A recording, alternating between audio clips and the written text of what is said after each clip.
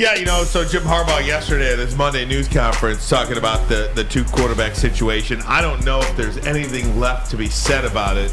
J.J. McCarthy is the quarterback, and on you go. I like to put it in this terms. I do believe, and we'll talk about the Big Ten schedule, and if you want to right now, we can as well. But when you look at Michigan's schedule in the Big Ten Conference, man, Bray, there's no reason why this team can't go 12-0 with J.J. McCarthy at quarterback. There's just no reason. Now, whether they do or not, it remains to be seen. But there's no reason why they can't. Exactly. No, that should be the expectation. Yeah, you're 100% correct. Last year I said Michigan was going to go 10-2. They went 11-1. This year I said they're going to go 12-0, and the reason why is I look back to last year. I wanted J.J. McCarthy to be the guy that played against Georgia. I thought that they would have had a better opportunity. Now, whether I was right or wrong, it doesn't matter. But I've been waiting since then to see J.J. in as the quarterback because you talk so much about him, so I had to pay attention a little more. You look at this schedule.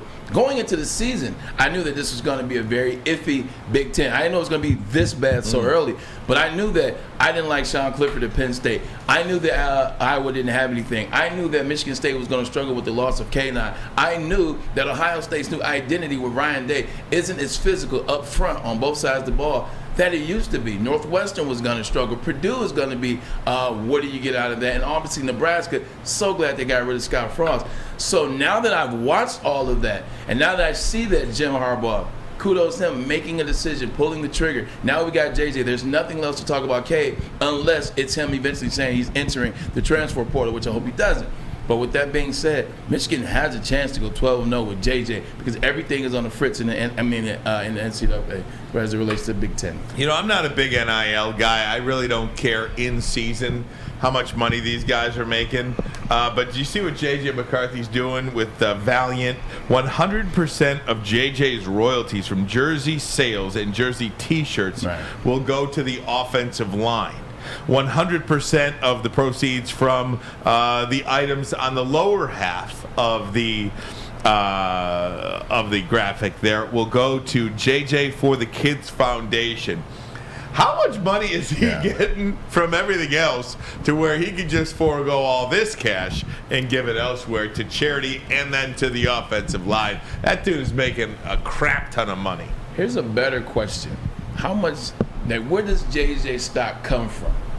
Because I thought there was a lot of guys at the University of Michigan when I was there whose parents, they were well off. They didn't need money. So I wonder the situation with his family. I think they're just regular. That's what I'm asking. Yeah, they're just regular run-of-the-mill middle-class people. Got you, understood. Because it was like, all right, man, maybe he's just doing this. Maybe he's trying to stay away from needing all the extra flash. I do not believe he is a very well-off or well-to-do or comes from generations of wealth kind of guy.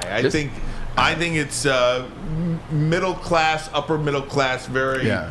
All right, good. Just wanted to have the conversation. The good thing about this man is he learned from K making that decision. K was like, hey, I'm giving these guys new golf clubs.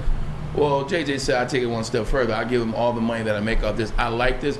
Those are the guys that are going to protect you. Last year, they were the number one offensive line in the country. They add another weapon this year in the center of Timmy. So it's going to be good to see those guys block for JJ. He's already set the tone.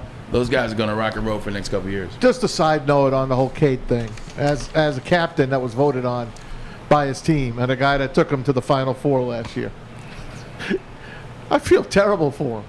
I just do. Same, I do too. I just do. Have you ever heard of such a thing where a guy that goes to the Final Four does nothing wrong in the offseason, practices the whole spring season, comes in, gets his offensive lineman brand new ping golf clubs, wins the first game, doesn't look great in one of the quarters last week, and now he's lost his job. But we focus on the quarterback position. How many times has that been done at other positions? 100%, especially. You don't hear about it. You don't hear about it. You do, you just don't pay it attention because you don't look at it as the front person. That happens at the running back position all the time. Like the running back position. That's a great example. It happens at the running back position all the time. So with that being said, the quarterback is the front guy.